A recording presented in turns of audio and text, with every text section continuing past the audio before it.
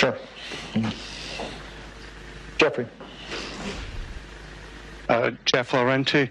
Mr. Prime Minister, following up on your answer just now, which broadened the aperture from women to the minorities in Pakistan, and Richard's earlier question about radicalization there, you have seen bombings of Shiite mosques in Quetta and elsewhere, the assassination of Governor Salman Taseer by an Islamic extremist, the capital death penalty case of Asia Bibi, who was finally allowed out of Pakistan for being a Christian who didn't entirely reverence the Prophet Muhammad. And you have publishers who are fearful of Islamist attacks and such.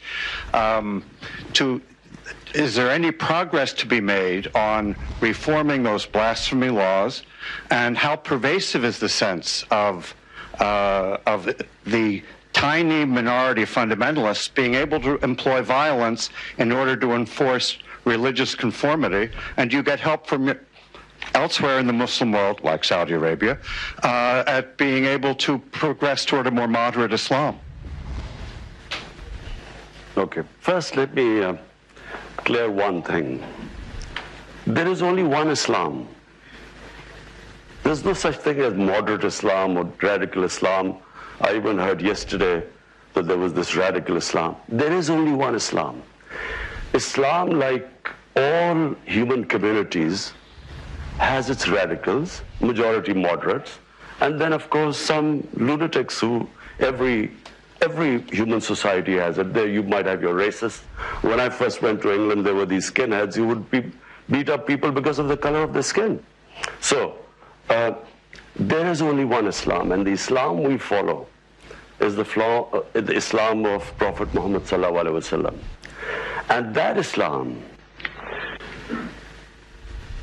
according to the Prophet, all of us are born children of Adam, so we are all equal, regardless of our color of our skin.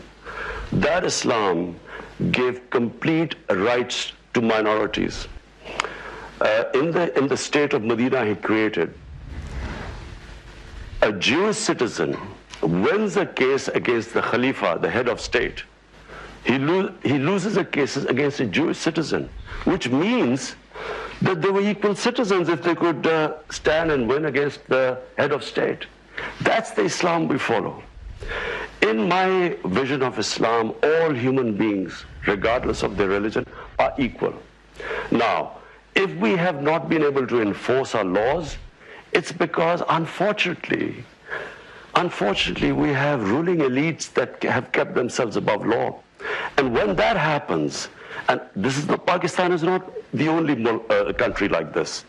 There are countries where you have sections of populations, the elites, above the law.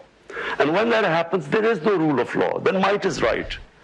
So my party is called Tehreek-e-Insaf, Movement for Justice. And justice means justice for all human beings. In fact, for me, justice means for animals too. Because in the state of Medina, who we look up, for Muslims there is only one model, and that is the Prophet created the state of Medina. That state of Medina gave rights to women first time, property rights. That state of Medina first introduced progressive taxation. First welfare state. State took responsibility of handicapped, orphans, widows, poor. That state of Medina had rule of law. No one was above law. So, and as I quote, a Jewish citizen could win a case against the head of state. That's the state we want. That's the ideal we move to. Unfortunately, we are not close to that ideal, and this is why 13 months on the line, we have, at least what we have done is, no one would have touched the criminals who plundered our country. No one would have been able to put them in jail because there was one law for the powerful and the other for the weak.